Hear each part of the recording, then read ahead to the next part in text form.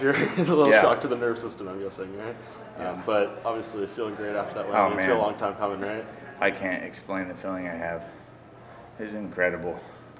Just coming back from the surgery,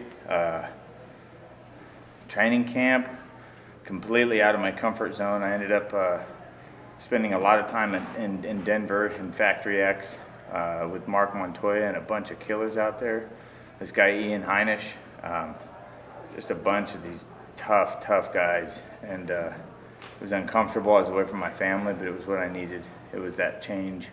And then obviously I kept sharp with my coach Rob Hanley out in Salt Lake City. Lots of pad work and technical jiu-jitsu stuff and working through things and escaping from bad position. And it worked tonight. Yeah, I mean, over 2 years since your last win. Do you almost forget what the feeling is like, to get your hand raised in there? No, man. I feel like, I know I had 2 controversial decisions. One of them was really controversial. It was like a draw, and then it was overturned. And then, go look at the strikes and the Ben Saunders fight, watch the fight. Obviously that was a controversial decision, but I love Ben. So I didn't feel like I lost, but obviously if you look at the decision, it says loss. But outside of that, I don't hang my head on those things. I just do what I'm supposed to do. I do the best that I can. And sometimes the best you can is a close decision loss or a controversial loss or a loss. But the idea is that what do you put into it to come back from that? With one of those decisions that you referenced, coming in Canada, were you nervous at all when it went to the Carson? It seemed pretty. Very nervous. I wasn't at first because they said he was Dominican. He was a tough wrestler, and he had power punches.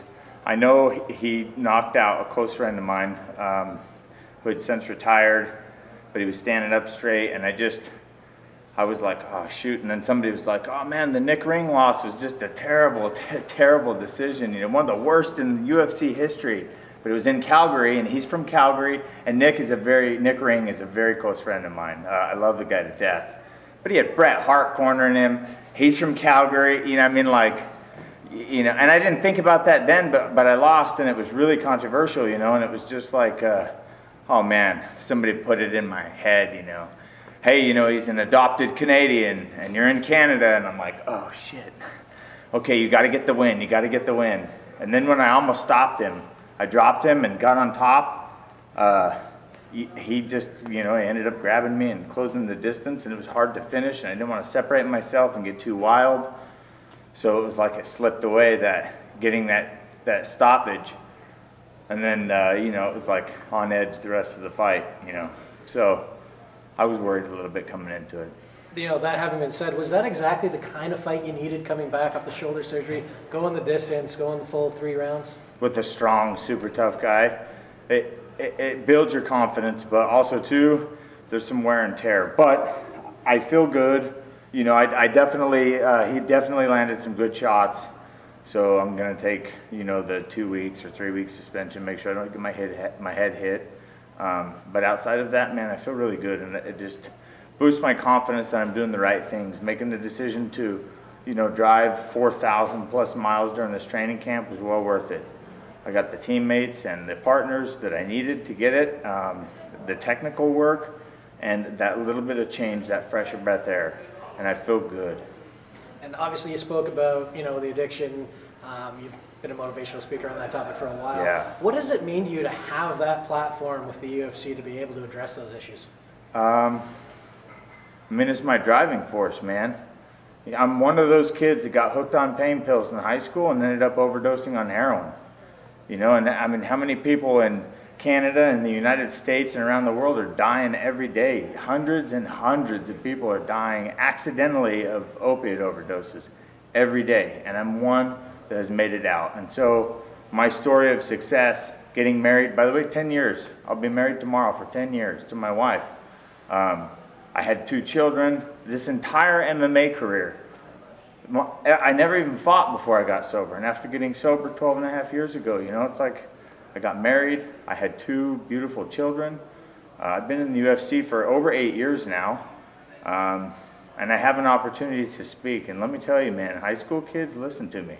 I'm speaking from personal experiences. But my personal experience is elusive, and it's without drugs or alcohol. For me, that's the end of it. And so, no drinking, no using, no drugging, and I'm able to accomplish incredible things, like fight the best guys in the world. And it's just a great platform to speak from. People listen to me, and they trust what I have to say is honest and the truth, because it is. So.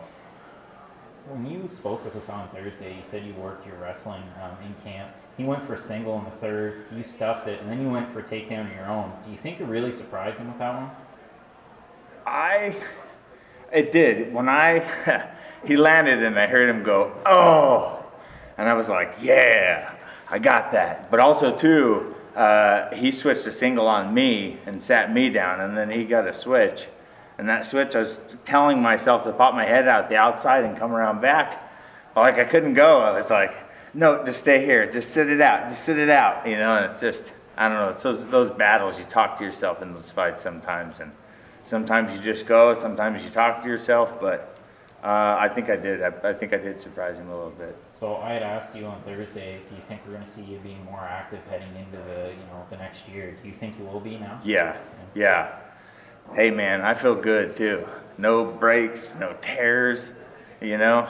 There's a bunch of cuts on my head that I don't know of, unless there is, and you guys can't. But I feel good, man. So yes, more active. What do you and your wife do to celebrate 10 years together? What did she say on the phone, Coach? Costa Rica? Yeah. She's like, we're going to Costa Rica. I already booked the flights. She really, yeah. La República Dominicana. No, man. I don't know. Probably go out to dinner, maybe get a hotel, get away from the kids for a couple of days. But I don't know. I miss my kids. I haven't seen them for a month, man, and I'm ready to get back to them and squeeze on them and love on them and get home and then go celebrate my 10-year anniversary with my wife. You fought all sorts of tough guys. I think a lot of people forget that you actually beat Robert Whitaker, who's obviously the champion. Is there anyone out there that you have the desire to fight? There's not anybody specific, but I want to keep moving up. And now I'm in a groove. I have some new, fresh training, and I had more fun this time than I've had in a long time. I enjoyed the training camp. I mean, I did things that I haven't done for years, and I felt good.